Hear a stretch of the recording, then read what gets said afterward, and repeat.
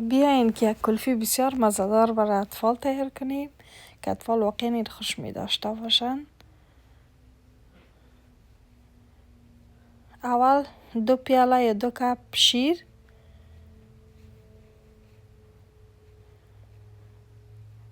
شش 7 دانه توت زمینی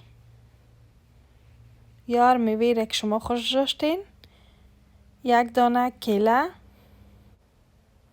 4 دانه رول بریوش یا دینر رول و اگر نداشتین نان توست هم میشه.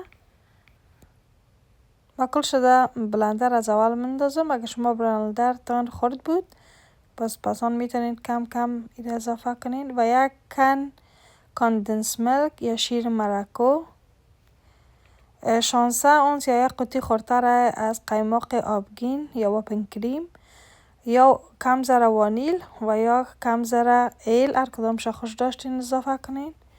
مواد خوب با هم مخلوط میکنیم.